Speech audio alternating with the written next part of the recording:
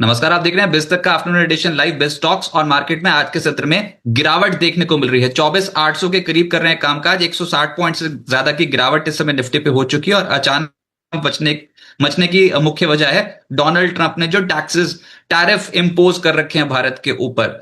अब नोटिफिकेशन उन्होंने जारी कर दिया है भारत के ऊपर। 25% के जो अतिरिक्त टैरिफ लगने थे वो अब 27 अगस्त से लागू हो जाएंगे, यानी कि कुल मिलाकर भारत पे जो टैरिफ्स हैं यूएस वो वसूलेगा 50%। इसका क्या मतलब है, बाजार पे इसका क्या इंपैक्ट पड़ेगा भविष्य में, इस पर बात करने के लिए गौरव गोयल जी मेरे साथ से मौजूद हैं, मार्केट एक्सपर्ट हैं। गौरव जी नमस्कार, बहुत बहुत स्वागत है आपका बिस्तक पे। और गणेश चतुर्थी की आपको हार्दिक शुभकामनाएं। रजत, थैंक यू सो मच। आपको और आपके सभी दर्शकों को मेरी तरफ से भी बहुत बहुत शुभकामनाएं। विघ्नहर्ता जो हैं आ रहे हैं घरों में, तो मेरे ख्याल से वो खुशियों का संदेश जरूर लेके आएंगे सबके लिए। वो तो अभी 10 दिन तो हमारे लिए ऑस्पिशियस है, लेकिन ये जो मार्केट में आज के सत्र में हुआ इसको अब कैसे रीड करें।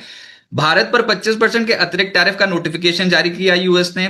ये जो सेकेंडरी टैरिफ है ये भी समझ में आता है कि रूस के साथ भारत के रिलेशंस बहुत अच्छे हैं, तो उसके चलते हमारे ऊपर पेनल्टी लगाई गई है। 27 अगस्त को यूएस के समय अनुसार 12 बजकर 1 मिनट पे ये जो टैरिफ हैं लागू हो जाएंगे।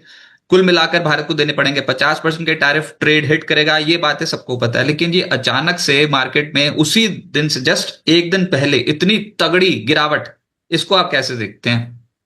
सो रजत, देखिए, पहली बात तो जहां तक टैरिफ्स का सवाल है, मेरे को पर्सनली ये नहीं लगता है कि ये सिर्फ रशिया की वजह से लगाए हैं। अगर रशिया की वजह से लगाए होते तो शायद चाइना पे भी लगे होते। बट हम लोग एक ऐसे प्रेसिडेंट के साथ डील कर रहे हैं, यूएस में पूरी दुनिया ऐसे प्रेसिडेंट के साथ डील कर रही है जो ना सिर्फ अनप्रिडिक्टेबल हैं बट बहुत ज्यादा विम्सिकल भी हैं। उनका पता नहीं है कि वो क्या करते हैं, उनको शायद खुद भी नहीं मालूम है। जो उनका मूड में आता है उस दिन वो करते हैं। हम लोग इस बारे में विस्तार से पहले भी चर्चा कर चुके हैं, और आज फिर से उन्होंने ये दिखाया है कि वो बस एक अड़ियल रुख के साथ अपना चले जा रहे हैं जो उन्हें करना है। और आप सच मायने में अगर मुझसे पूछें तो मेरे को तो रजत, ये एक छोटी सी गिरावट है आज मार्केट में जो हमने देखी है। निफ्टी में 0.65% गिरावट है, बैंक में 1% गिरावट है, मिड कैप और स्मॉल कैप में थोड़ी जरूर 1.5% के आसपास की गिरावट है। लेकिन at the end of the day अगर आप देखें तो इतना बड़ा टैरिफ की घोषणा करी आज उन्होंने, 50% टैरिफ कर दिया, उस हिसाब से मार्केट का रिएक्शन मेरे को तो लगता है काफी म्यूटेड है। और रजत, काफी कुछ एब्जॉर्ब हो रहा है ये सब मार्केट में। आई थिंक ये सिचुएशन काफी इवॉल्व होगी, डायनेमिक रहेगी, और आने वाले समय में आप देखेंगे इसका इसका इम्पैक्ट और भी कम होता जाएगा।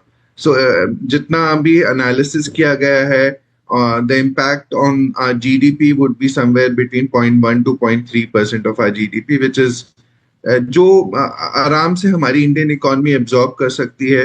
आपने कुछ समय से देखा होगा प्रधानमंत्री ने और मिनिस्टर्स ने बहुत सारी स्कीम्स लॉन्च करी हैं, बहुत सारे इनिशिएटिव्स लॉन्च करे हैं, रिफॉर्म्स एक तरीके से रिस्टार्ट करना चाहते हैं।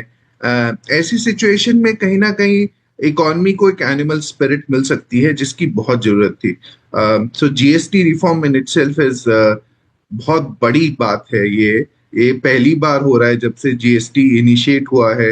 रेट की दरों को रैशनलाइज किया जा रहा है, and I think it will have long term effects on Indian economy and positive effects.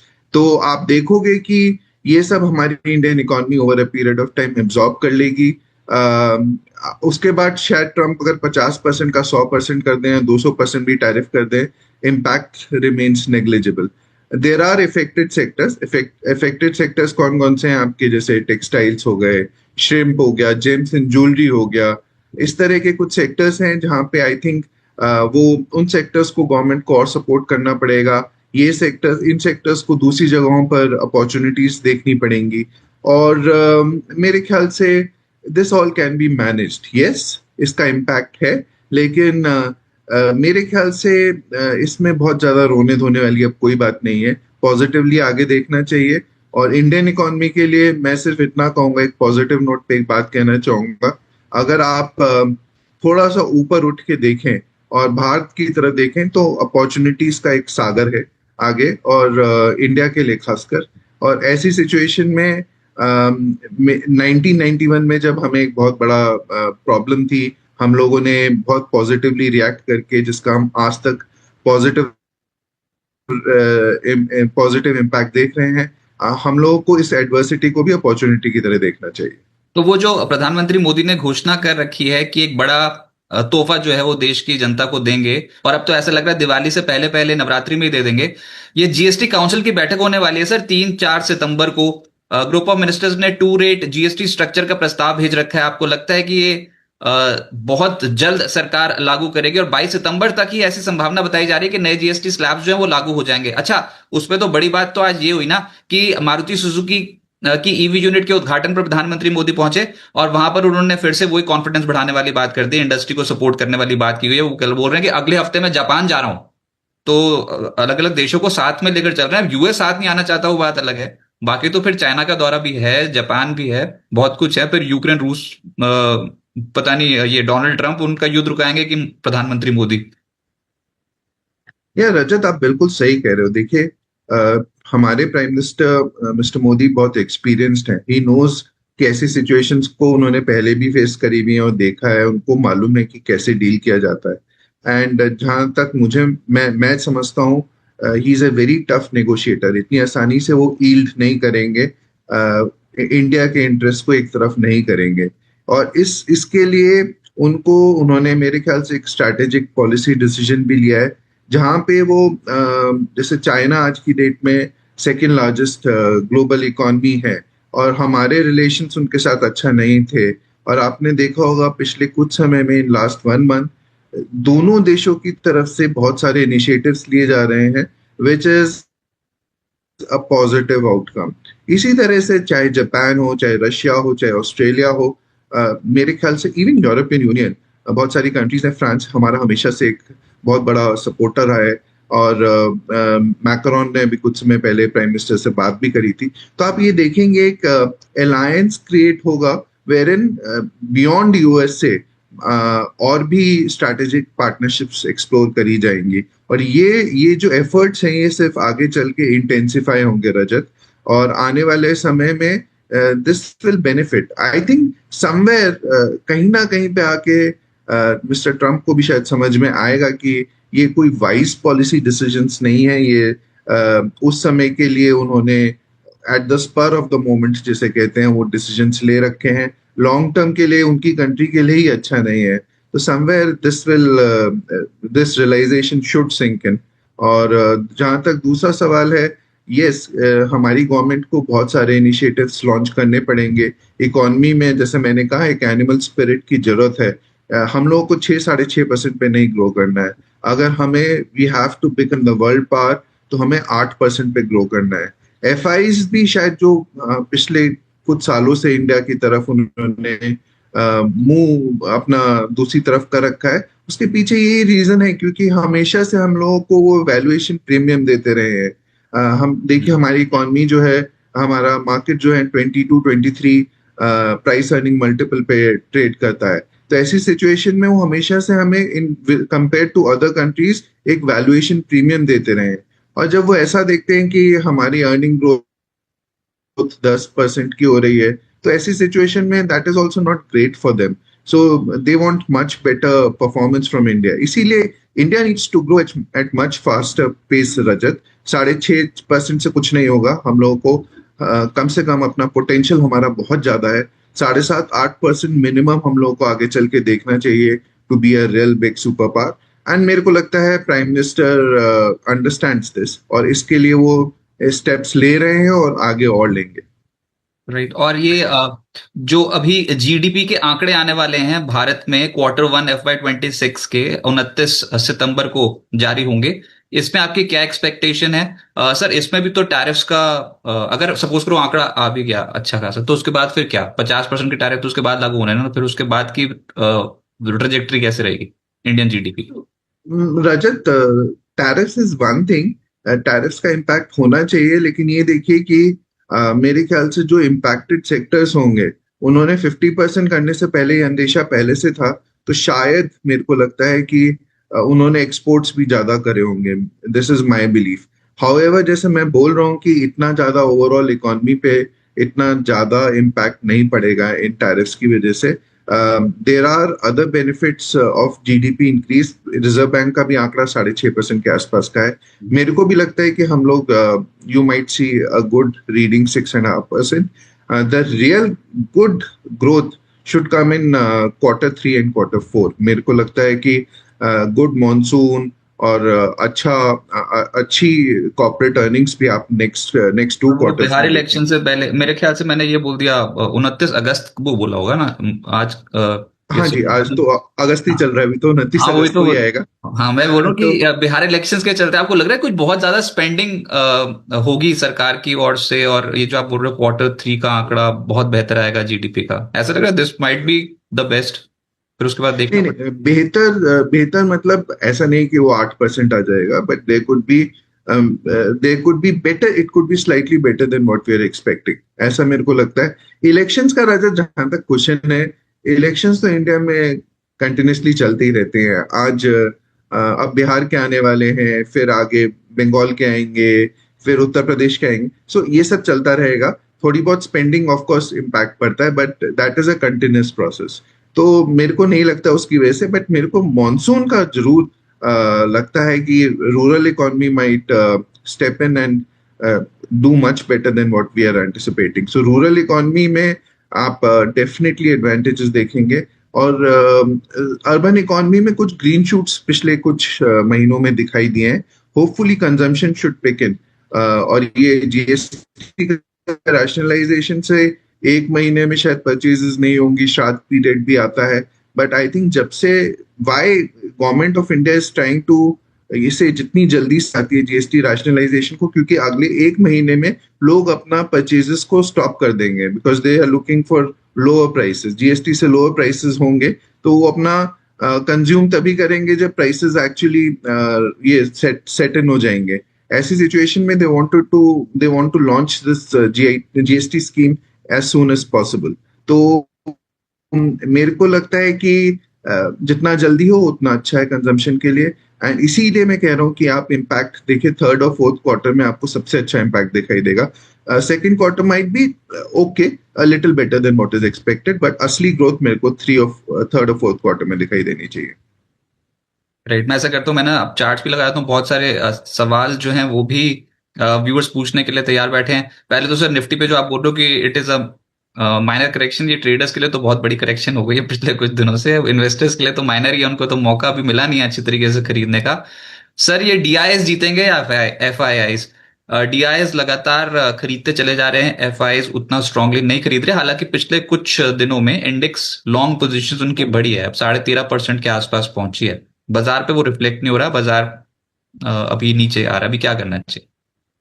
तो रजत, क्लियरली जो हमारे इंटरनल इंस्टीट्यूशनल प्लेयर्स हैं, डोमेस्टिक इंस्टीट्यूशनल डीआईज, ये they have been the flag bearers of Indian stock markets. और इसके पीछे बहुत बड़ा एक रिटेल का रेवोल्यूशन है जो चल रहा है इस समय।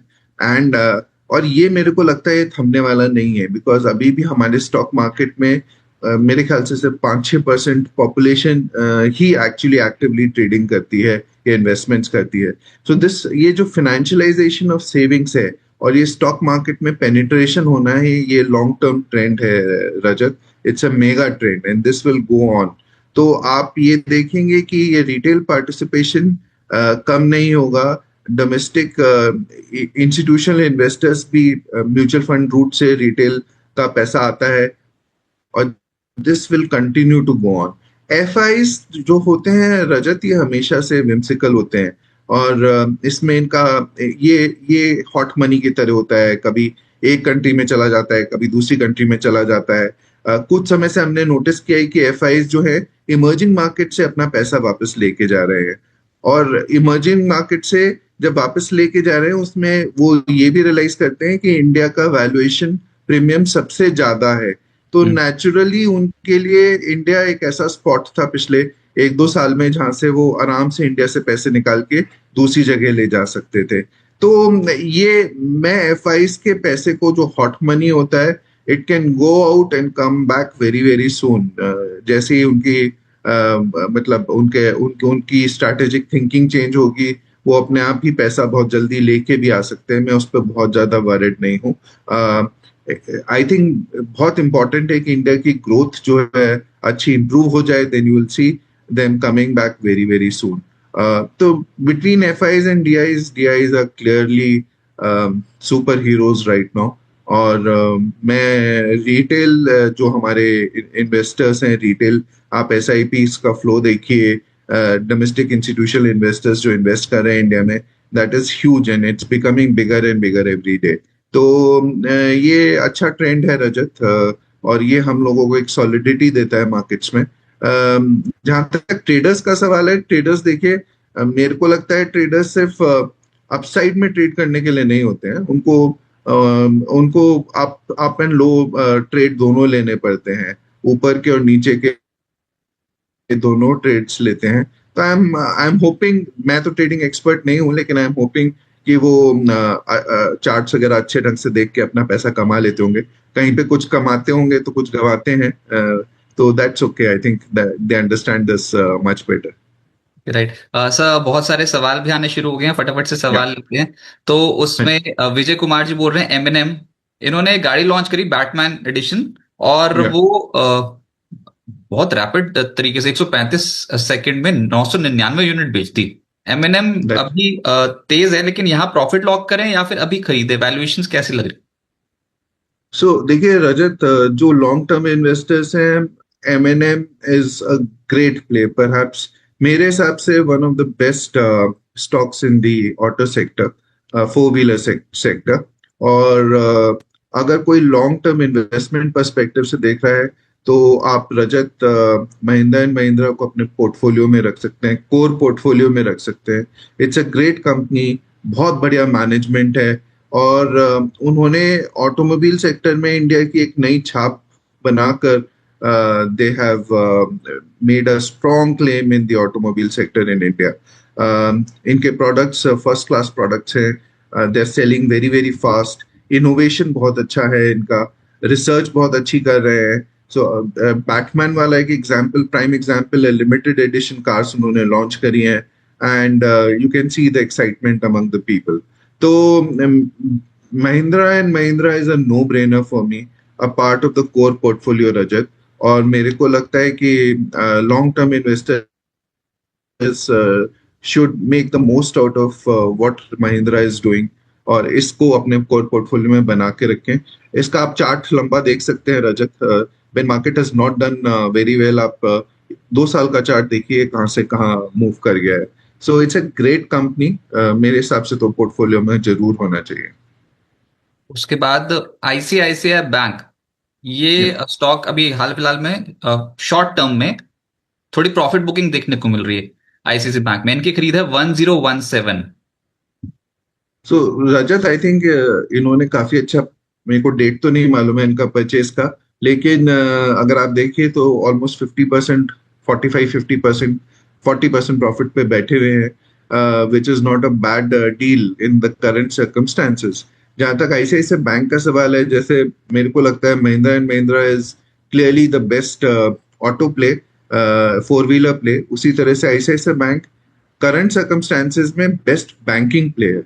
अगर आप पिछले 1-1.5 साल का रिजल्ट्स देखें आईसीआईसीआई बैंक का, they have been absolutely amazing. Even HDFC bank जो traditionally amongst the private sector banks जो हमेशा से अच्छा करता रहा, आईसीआईसीआई बैंक ने एक तरीके से उनको भी पीछे छोड़ दिया है। I mean the performance has been truly commendable in all perspective. ऐसा कोई एरिया नहीं है, चाहे वो लोन ग्रोथ रेट हो, चाहे आपका एनपीएस का हो, चाहे प्रॉफिट जनरेशन हो। I think ICICI bank has done a wonderful job. Small disclaimer, मैंने आईसीआईसीआई बैंक में काफी साल काम किया है, तो I could be biased, but I think it is the best banking play. आपके जो दर्शक हैं अपने समझ के हिसाब से इन्वेस्टमेंट करें। मेरे हिसाब से again it should be a part of the core portfolio. Okay. Brajesh Patel ji बोल रहे हैं बजाज फाइनेंस के बाइंग लेवल्स क्या हो सकते हैं सर? सो रजत, मेरे को बजाज फाइनेंस एक एनबीएफसी सेक्टर में again one of the good place लगता है। थोड़ा सा एक्सपेंसिव जरूर है ये, लेकिन ये हमेशा से एक्सपेंसिव रहा है रजत। और बजाज फाइनेंस आप देखिए तो इसकी परफॉर्मेंस हैज बीन एक्सेप्शनल। और अब मेरे को ये अच्छे ढंग से याद है रजत। मैं फिर लॉन्ग टर्म इन्वेस्टिंग के बारे में एक बात आपको बोलना चाहूंगा कि अगर आप बजाज फाइनेंस का 2008 से चार्ट देखें रजत, तो ये सिंगल डिजिट स्टॉक हुआ करता था at that point of time. और आज की डेट में ये अगर हम स्प्लिट वगैरह नहीं देखें तो ऑलमोस्ट 90,000, 9,000 के आसपास के ऊपर है, सिंगल डिजिट से 9,000 के ऊपर। तो आप ये सोच सकते हैं कितनी अमेजिंग ग्रोथ रही है बजाज फाइनेंस की। So this is an amazing stock at current levels you can purchase. और मेरे को लगता है कि इसको अगर आपको थोड़ा थोड़ा डिप्स जब भी मिले, 5% का डिप मिले, यू कीप परचेजिंग। आपके जो दर्शक हैं उनको उनको मैं यही कहूंगा वो परचेज करके एक तरीके से एसआईपी कर सकते हैं स्टॉक में। तो इट्स अ गुड स्टॉक, आप रख सकते हैं। Current price to book value around 5 है, 4.75 के आसपास है। थोड़ा सा एक्सपेंसिव जरूर है लेकिन इट्स अ क्वालिटी कंपनी रजत। इसे अपने कोर पोर्टफोलियो में रख सकते हैं और लेट इट ग्रो। देखिए आप ये 2008 का मुझे अच्छी तरह याद है, it was used to be a single digit stock. तो और आज ये कहाँ पे पहुंच गया है। तो amazing story and one of the best NBFCs. आप एसआईपी करके इसमें इन्वेस्ट करते रहिए। तरुण गोयल जी बोल रहे हैं बॉम्बे स्टॉक एक्सचेंज के स्टॉक पे क्या करें, 11456 के लेवल पे ले रखा है और स्टॉक आ रहा है नीचे। सो रजत, ये भी एक फिनोमिनल जर्नी है।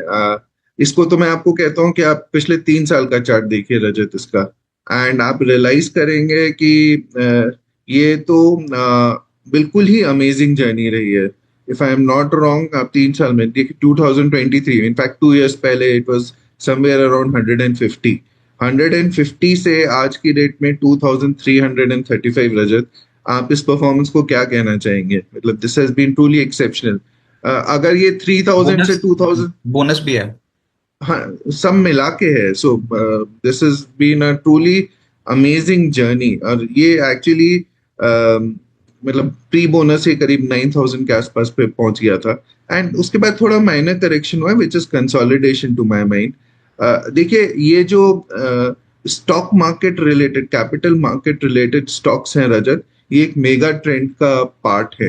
And I am very bullish on capital market, even wealth management stocks, even insurance for that matter, which is a sunrise industry।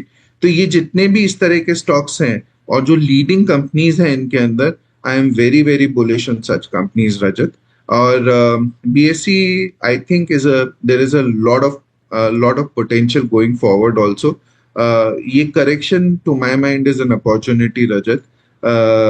I think अगर किसी ने पार्टिसिपेट कर नहीं कर पाया और मिस कर गया है तो this correction could be a good opportunity to accumulate over a long period of time.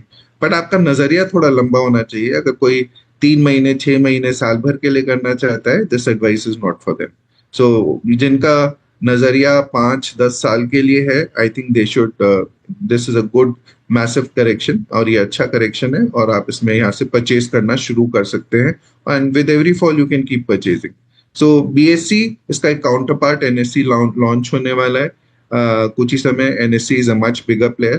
तो ये जो करेक्शन होना था, शायद एनएससी का वैल्यूएशन जब ये आईपीओ आता तो परहैप्स वो छोटे लेवल, वो वैल्यूएशन करेक्शन वहां पे हो सकता था।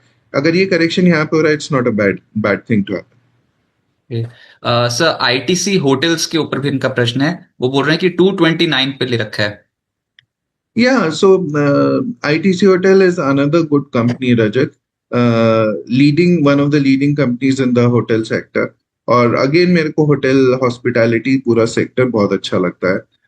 तो यहाँ पे पोटेंशियल बहुत है। इंडियंस आज की डेट में बहुत पैसा स्पेंड कर रहे हैं ट्रैवल एंड टूरिज्म पे, and hotels become a great play in this whole thing.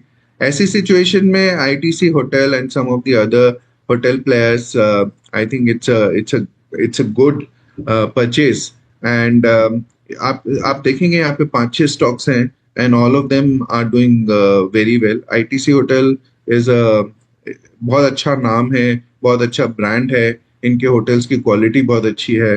अभी कुछ समय पहले ही ये डीमर्ज होकर आईटीसी होटल अलग से लिस्ट हुआ है। इट्स अ गुड कंपनी है and you can hold it for long period of time. Okay, इन्होंने विक्रम सोलार के ऊपर पूछा, लेकिन मैं सभी आईपीओस के ऊपर एक साथ ही पूछ लेता हूँ जो जो अभी लिस्ट हुआ है उसमें। जी। पहला सर विक्रम सोलार, ये लिस्टिंग पे जितना एंटिसिपेटेड था उतना तो नहीं, 12% 11% के आसपास फिर भी ऊपर है। तो कैसी कंपनी है और क्या इनको रखना चाहिए अभी? So Rajat, Vikram Solar is a very good solar company. Renewable energy हमारा एक फेवरेट मेगा ट्रेंड में भी आता है एंड ऑलरेडी काफी कुछ प्ले आउट कर भी गया है। But at the same time अगर आप इसे देखें स्टोरी को, पूरा रिन्यूएबल एनर्जी खासकर सोलर साइड पे, तो आप रियलाइज करेंगे कि इंडिया की power requirements are huge and renewable energy के requirement is even bigger because क्योंकि फिर जब economies of scale kick in हो जाती हैं, जब बड़े लेवल पे प्रोडक्शन होता है। इंडिया ने बहुत मैसिव टारगेट्स भी रखे हैं टिल 2030, नेक्स्ट 5 इयर्स का, almost 500 gigawatt of renewable energy to be produced till by 2030। तो यहाँ पे जो कंपनीज हैं, कुछ बहुत अच्छी कंपनीज हैं Rajat. Vikram Solar is a good company, लेकिन मेरे को लगा था इनका शुरू से कि थोड़ा सा आईपीओ उन्होंने एक्सपेंसिवली प्राइस्ड किया था। There are slightly better companies than Vikram Solar जो ऑलरेडी ऑपरेट कर रहे हैं एंड मेरा फोकस उन कंपनीज के ऊपर ज्यादा रहेगा as compare to Vikram Solar. So but it's not a bad company. अगर आपको मिला है आप इसे होल्ड करके रखिए एंड वेट। अगर ये, पर इसे आपको लंबे समय के नजरिए से देखना पड़ेगा। यहाँ पे कंपनीज की ग्रोथ बहुत स्ट्रांग हो रही है रजत। कुछ सालों में, 2-3 सालों में, 3-4 सालों में जो है टॉप लाइन बॉटम लाइन बन जा रही है। तो पोटेंशियल बहुत है। आज की लिस्टिंग हो सकता है थोड़ा सा इम्पैक्टेड रही हो ट्रम्प के टैरिफ की वजह से, थोड़ा हर लिस्टिंग पे थोड़ा बहुत फर्क पड़ा है। But I think 11-12% is not a bad deal, क्योंकि कंसिडरिंग मेरे को थोड़ा एक्सपेंसिव लग रहा था। आई थिंक अगर इतना इस प्राइस पे लिस्टिंग हुई है, इट्स ओके। बाकी तो जो 3 लिस्टिंग हुई उसमें उतना रिटर्न तो मिला ही नहीं। अच्छा, एक Patel retail, ninety Patel. Five point हाँ 95.7 टाइम्स सब्सक्राइब हुआ था। अब जी। उतने तो रिटर्न्स नहीं, लेकिन ये फिर क्या माने, इसका इशू प्राइस जो था वो था 255, अभी चल रहा है 291। या सो रजत, ये पटेल रिटेल इज बहुत अच्छी कंपनी है एक्चुअली। एक सिंगल ग्रोसरी स्टोर से स्टार्ट होके करीब 40 सुपरमार्केट्स इन्होंने स्टैब्लिश करे हैं, particularly in the western India market. और इनका जो है रिटेल बिजनेस में एक पटेल आर मार्ट करके ब्रांड से फेमस है। तो काफी अच्छी इनकी वहाँ पे ब्रांड इक्विटी है और ब्रांड लॉयल्टी भी बहुत है इनके लिए। तो मेरे ख्याल से it's a very good company. मेरे को बहुत पसंद है ये कंपनी, और ये आप अपने पोर्टफोलियो में रख सकते हैं, but not in the core portfolio, satellite portfolio में रख सकते हैं और let it grow for a long period of time. मेरे ख्याल से अच्छी कंपनी है। रेवेन्यू जनरेशन भी, रेवेन्यू एक्सपेंशन पिछले 2 साल में थोड़ा सा कम हुआ है, but there are reasons for that. Profit में ग्रोथ आई है, प्रॉफिट आफ्टर टैक्स में 16 करोड़ से लेके अब 25 करोड़ के 2025 में प्रॉफिट्स ग्रो करे हैं। It's a good company Rajat, and that is why you have seen such a phenomenal response. ROE और आरओसी लेवल्स भी ठीक हैं। आरओई एट 19% है, पैट मार्जिन भी 3% के आसपास है in this sector, which is not bad. तो मेरे को लगता है कि it's a good company, you can hold it in your portfolio and मेरे ख्याल से it is the best performing IPO जो आज लिस्ट हुआ है। सो या, can keep it in the portfolio. Okay, और जो लिस्ट हुआ है उसमें एक है जेम एरोमेटिक्स और एक है श्रीजी शिपिंग ग्लोबल। इनमें से कोई या, पसंद है आपको सर? सो म्यूटेड मेरे, रिटर्न्स शीजी शिपिंग इज ओके। इनका इनका यूनिक बिजनेस है रजत। ये जो है, अनलाइक अदर पोर्ट्स, जैसे infrastructure port and infrastructure companies में, जैसे अडानी पोर्ट हो गया या जेएसडब्ल्यू इंफ्रा हो गया, उनके मुकाबले इनका बिजनेस थोड़ा सा डिफरेंट है। They provide complete shipping and logistic services in India and Sri Lanka. तो करीब 80 के आसपास इनकी वेसल्स हैं और बहुत सारे कार्गो कैरियर्स हैं, इनके फ्लोटिंग क्रेन्स हैं। तो अच्छी कंपनी है। मेरे को लगता है इन्होंने भी थोड़ा अपना एक्सपेंसिवली प्राइस किया था आईपीओ, हेंस इतना अच्छा पोस्ट लिस्टिंग रिस्पॉन्स नहीं है, but it's a good company जिनको मिला है। अगर वो लंबे समय के लिए रखेंगे, I know that immediate gains बहुत अच्छे नहीं है, बट लंबे समय के लिए रखें तो यहाँ पे पोटेंशियल है। और जेम एरोबोटिक्स? जेम एरोमैटिक्स का भी सेम इशू है रजत, बहुत एक्सपेंसिवली प्राइस किया है इन्होंने, but again it's not really a bad company, तो इसको भी आप रख सकते हैं अगर मिल गया है। मतलब मेरी इसमें ओपिनियन अप्लाई नहीं करने की थी, बट अच्छी कंपनी है, इसे लंबे समय के लिए रख सकते हैं।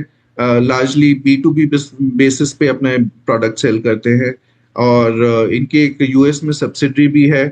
तो ओवरऑल ये एसेंशियल ऑयल्स, अरोमा प्रोडक्ट्स वगैरह बनाते हैं, तो इनका करीब 20 साल का एक्सपीरियंस भी है। बट मेरे को लगता है कि इन्होंने थोड़ा एक्सपेंसिवली प्राइस किया था अपने आईपीओ को, और इस वजह से इतने अच्छे रिटर्न्स नहीं मिले। अगर इन्होंने प्राइसिंग अच्छी करी होती तो शायद रिस्पॉन्स बहुत बढ़िया रहता। नजारा टेक के ऊपर आपका क्या नजरिया है? सुभाष वर्मा जी बोल रहे हैं, ये स्टॉक अभी आपके पास, इनके पास है 1120 के भाव पे। सो रजत, यहाँ पे तो क्लियरली आपको मालूम है ऑनलाइन गेमिंग का गवर्नमेंट ने बिल इंट्रोड्यूस किया है, जहाँ पे आप जहाँ पे भी कैश में डीलिंग हो रही है, रियल मनी जो है, तो वहाँ पे एक्चुअली प्रैक्टिकली बैन ही हो गया है वो। ऐसी सिचुएशन में नज़ारा is actually one of the better companies in online gaming space. Unfortunately ये लोग एक रिसीविंग एंड पे आ गए हैं because of the bill, and इतना हार्श मेजर शायद गेमिंग इंडस्ट्री में किसी ने सोचा नहीं होगा। एंड इसकी तरफ से इसका और अगर आपने देखा होगा पिछले 3-4 दिन में मैसिवली करेक्ट हो गया, ऑलमोस्ट 35-40% के आसपास का करेक्शन आ चुका है। तो ऐसी सिचुएशन में हम यहाँ पे आ गए हैं, तो मैं इसे बेचूंगा तो नहीं अगर मेरे पास हो तो, but I will keep it in a watch mode and see how it shapes up. इतना गिरने के बाद it does not look all that bad Rajat, from a long term perspective. IPO पे बात कर रहे थे सर, दो आईपीओ खुले हुए हैं, एनलॉन हेल्थ केयर और विक्रन इंजीनियरिंग। तो ये दोनों अभी आपको कैसे लग रहे हैं? या तो मैं आपको बताता हूँ एक एक करके। इसमें आप किसके बारे में पहले जानना चाहते हैं रजत? एनलॉन हेल्थ केयर। सो एनालॉन हेल्थ केयर जो है, एक actually it's a very small IPO, सिर्फ 121 करोड़ का आईपीओ है, और मोस्टली जो है ये फ्रेश ही है शायद, if I am not wrong Rajat, fresh issue है। सारा का सारा फ्रेश 121 का इशू है, 121 100% करोड़ रुपए का है, छोटा 121 इशू। करोड़ रुपए का फ्रेश इशू है ये। और ये केमिकल मैन्युफैक्चरिंग कंपनी है, और लार्जली फार्मास्यूटिकल प्रोडक्ट्स बनाते हैं, दे यूज एज रॉ मटेरियल्स। तो एनालॉन हेल्थ केयर का इनका जो है 2022 में ना एक इनके PAT figure was negative, and 2025 से थोड़ी ग्रोथ अच्छी हुई है, revenues have also increased, but it's a very small IPO. तो मेरे को इशू ये है कि जो भी कोई इस आईपीओ में पैसा लगाएगा, एलोकेशन मिलना बहुत मुश्किल है। It's a main board IPO, ROE 25% का है, आरओसी 22% का है, एबिटा मार्जिन भी अच्छा है 27%, पर छोटी कंपनी है, छोटा आईपीओ है। तो मेरे ख्याल से अच्छा रिस्पॉन्स मिलेगा ओवरऑल। हालांकि इन्होंने थोड़ा सा प्राइस वाइज एक्सपेंसिव रखा हुआ है रजत, तो मेरे लिए अवॉइड रहेगा ये, not not because of the fundamentals of the company, but because of the price at which they are coming. And Vikrant Engineering ये भी है, ये तो उससे भी छोट, ये तो 772 करोड़ रुपए का इशू है। मतलब ये उससे बड़ा है, 772 हाँ, करोड़ रुपए का इशू है, जिसमें 721 करोड़ रुपए का फ्रेश इशू, बाकी का ओएफएस विक्रांत इंजीनियरिंग। या सो ये ईपीसी कंपनी है रजत। अगेन 400 करोड़ रुपए का आईपीओ है, जिसमें से नहीं, 772 करोड़ का है, और ऑलमोस्ट सारा का सारा is a fresh issue. Again अच्छी कंपनी है रजत, पर इन्होंने भी स्पेस नहीं दिया है कि जो आईपीओ के इन्वेस्टर्स हों वो पैसा कमा सके, तो limited space to make money है। बट हालांकि the company has been doing very well. पिछले 3-4 साल में रेवेन्यू फिगर्स ऑलमोस्ट डबल हो गई है, profit has jumped massively from 6 crore 2022 में था, और अब 78 करोड़ का प्रॉफिट आफ्टर टैक्स है। Good company, ROC, return on capital, capital expenditure भी करीब 23% के आसपास है। पैक मार्जिन 8.5% का है। So it's a good company. Unfortunately ये दोनों कंपनी मेरे लिए वही रहेंगी, क्योंकि उन्होंने अपनी प्राइसिंग बहुत टाइट करके रखी है। सो लॉन्ग टर्म के लिए आप फिर भी देख सकते हैं, बट जो लोग इमीडिएट पोस्ट लिस्टिंग गेन्स के लिए इन्वेस्ट करते हैं उनके लिए डेफिनेटली नो है। Okay. और कोफोर्ज का स्टॉक गोविंद त्रिपाठी जी बोल रहे हैं, ये कैसा लगता है अभी आपको? गोविंद जी, इतने सारे क्वेश्चन तो स्टॉक नहीं ले पाएंगे, कोफोर्ज के ऊपर आपकी राय है और सो आईटी। सो रजत, मेरे को आईटी कंपनीज में एक ऐसा पॉइंट पे आ गया है जिसे हम इन्फ्लेक्शन पॉइंट बोलते हैं, जहां पे मुझे ऐसा लगता है कि इतना पिट चुका है IT sector in last few years, last 2-3 years, कि कहीं ना कहीं अब जाके वैल्यूएशन सीम्स वेरी अट्रैक्टिव रजत।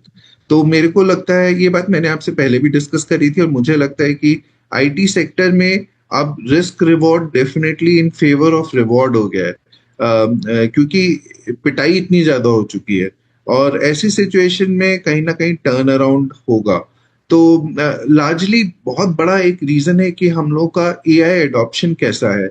और ये आप जानते हैं कि other than US and China, actually no other country can match whatever is happening in the artificial intelligence sector. और ऐसी सिचुएशन में हमारी कंट्री कितना, और हमारी टेक कंपनीज कितना इसका फायदा उठा सकती है, is yet to be seen. That is why हम लोगों ने इतना देखा है कि आईटी सेक्टर को इतना बड़ा हिट लगा है पीछे कुछ समय में। हाउएवर मेरे को लगता है कि हर एक चीज एक प्राइस पे अच्छी लगती है, और एक प्राइस पे खराब लगती है। आईटी सेक्टर मेरे को इस प्राइस पे बुरा नहीं लगता है रजत। और इसमें कोफोर्ज एक अच्छी कंपनी है। मेरे को लगता है कि at these levels are quite attractive. आप अपने पोर्टफोलियो में कोफोर्ज को ऐड करके रख सकते हैं। थोड़ा तैयार है ये, अगर मार्केट में और गिरावट आती है तो आईटी सेक्टर में थोड़ा बहुत और गिर सकता है, लेकिन the upside over a long period of time is pretty good Rajat. Sir last question ये होगा, ये ना आज ऑटोज फिर से चल पड़े हैं और बहुत अच्छा चल रहे हैं। आयशर मोटर, मारुति सुजुकी, ये सब स्टॉक। आयशर मोटर्स तो मेरे ख्याल से रिकॉर्ड हाई चला गया। यस।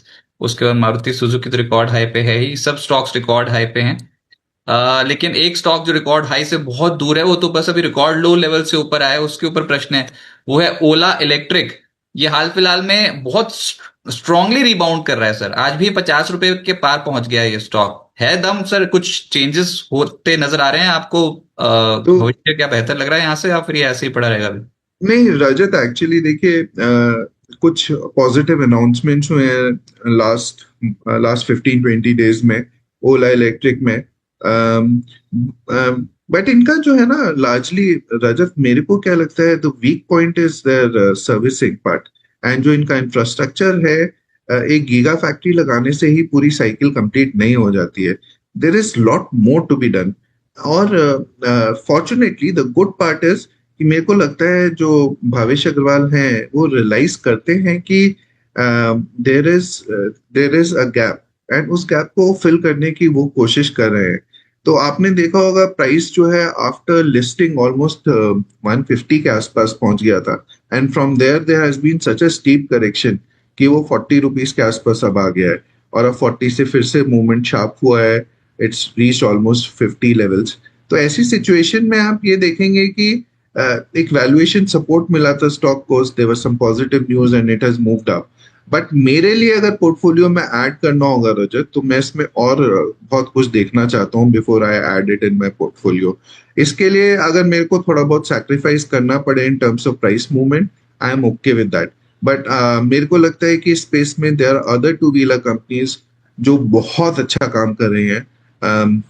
और मैं एक नाम ले लेता हूँ इसमें, विच इज टीवीएस मोटर्स। मेरे को बहुत पसंद है इस स्पेस में। तो TVS Motors, I would prefer TVS motor over Ola Electric. Ola Electric को मैं वेट एंड वॉच पे डालूंगा। There have been some positive news, but I would not add it in my portfolio at this point of time. लोग जो trading करते हैं वो इसमें प्ले कर सकते हैं, बट नॉट फॉर मी। और लास्टली सर, निकुंज देसाई जी हमेशा आपसे प्रश्न पूछते हैं, इनका पोर्टफोलियो है, बोल रहे हैं 30% एज ऑफ नाउ इनका पोर्टफोलियो ऊपर है, जिसमें निफ्टी 100, में 30%, माफ माफ कीजिएगा, पोर्टफोलियो 30% ऊपर नहीं, वो बोल रहे हैं निफ्टी 100 में इनका 30% एक्सपोजर है, mid cap small cap ETF में 15% एक्सपोजर है, 15% silver ETF, 5% gold, 20% fixed income. इस तरीके से बना रखे हैं। कुछ चेंजेस आप एक्सपेक्ट मतलब बताना चाहोगे ना? तो सो रजत, आई थिंक इन्होंने अपने हिसाब से अच्छा पोर्टफोलियो बनाया है, बट मेरे लिए this is not sufficient information Rajat to do portfolio planning. वो इसलिए नहीं कर सकते हैं क्योंकि मेरे को उनका रिस्क प्रोफाइल नहीं पता है। और जब तक हमें मैं इनका बता रिस्क देता हूँ, प्रोफाइल। मैं बता देता हूँ ना, ये है इनका इन्वेस्टमेंट पोर्टफोलियो। ये जो हाँ ईटीएफ जी। के लेवल है, तो ये ट्रेडिंग करते हैं भयंकर। तो दोनों है कॉम्बिनेशन, नहीं, मतलब विच आई अंडरस्टैंड रजत, बट इनका रिस्क टेकिंग एबिलिटी क्या है? I mean that is something. बहुत ऐसे तो बहुत। तो अगर अग्रेसिव पोर्टफोलियो है तो जो let us assume he is okay even in his investment portfolio, Nikunj ji अगर हाई रिस्क ले सकते हैं तो मेरे ख्याल से it is not a bad portfolio, but mid और स्मॉल कैप साइड में ये ऐड कर सकते हैं फर्दर, बिकॉज आपको ग्रोथ अपने पोर्टफोलियो में ज्यादा वहां से मिलेगी। One thing I like about a portfolio Nikunj ji is कि आपका जो आपने गोल्ड और सिल्वर रखा हुआ है अपने पोर्टफोलियो में, जहां पे मैं आई थिंक वेटेजेस जो आपने रखे हैं 10% और 5% is a good thing, because कई बार बहुत ज्यादा लोग ओवर एक्सपोज कर देते हैं, बट मैं दोनों कमोडिटीज पे पॉजिटिव हूँ, पर्टिकुलरली सिल्वर, और आपका एक्सपोजर अच्छा है। निफ्टी पे आपका 30% है, और मेरे ख्याल से मिड कैप में कितना है रजत इनका? निफ्टी 100 ईटीएफ 30%, मिड कैप हाँ जी। Small cap ETF 15%, 15% in silver. 10% आपने सिल्वर में बोला था, 5% गोल्ड में बोला था, if I am not wrong. 5% in gold, 15% in silver, हाँ। और तो 15% in mid cap small cap. तो अगर रजत अगर हाई रिस्क कस्टमर है तो probably he can increase his exposure in mid cap sector a little more, and थोड़ा बहुत रिड्यूस कर सकते हैं on the large cap side. That is my take. But ये जो है, जब तक हम एक रिस्क प्रोफाइलिंग एक्सरसाइज नहीं करते हैं रजत, तब तक हम लोग उसको ठीक से निकाल नहीं पाते हैं। आई वुड रिक्वेस्ट निकुंज जी कि वो अपना एक रिस्क प्रोफाइलिंग एक्सरसाइज करें, उसके बेसिस पे अपना एसेट एलोकेशन क्रिएट करें, और then only invest in different instruments to make it a diversified portfolio. Gaurav sir, बहुत शुक्रिया आपका हमारे साथ जुड़ने के लिए। जाते जाते थोड़ा सा कॉन्फिडेंस बढ़ा दीजिए। मार्केट की हालत ट्रेडर्स के लिए नाजुक है, इन्वेस्टर्स के लिए क्या बहुत बेहतरीन मौका है, या फिर अभी मौका और आएगा? ट्रम्प शांत नहीं बैठ रहे। तो रजत, ये अभी इनका ऑलमोस्ट 3.5 साल बचे हुए हैं। हमने 6 महीने में सिर्फ एक ट्रेलर देखा है, पिक्चर अभी बहुत बाकी है। ये पूरे अगले 4 साल तक, आप जब से ये आए हैं as president of United States, ये सब चलता रहेगा। ये कंफ्यूजन, ये कॉन्फ्लिक्ट्स, ये रोज रोज के झगड़े, इस तरह का कुछ ना कुछ वो क्रिएट करते रहेंगे। बट हमें क्या करना है रजत? हमें फोकस करना है अपनी स्ट्रेंथ्स के ऊपर। और अपनी स्ट्रेंथ्स को अगर हम प्ले करेंगे ना, तो मेरे को लगता नहीं है कि ट्रम्प हो चाहे कोई भी और हो, वो हमारी, क्योंकि हमारी इनहेरेंट स्ट्रेंथ्स बहुत है रजत। हमारी आप हमारा एक कंजम्पशन बेस देखिए, हमारी इतनी बड़ी पॉपुलेशन देखिए जो हमारी कंट्री को इनहेरेंटली सपोर्ट करती है। हमारी हमारी डेमोग्राफिक एज देखिए, we are just median age is just about 28, one of the youngest populations in the world. आने वाला समय हमारा है रजत, और इसको कोई भी अपनी दादागिरी करके हम लोगों को धक्का देके गिरा नहीं सकता। ये बात मैं आपको क्लियरली बता सकता हूँ।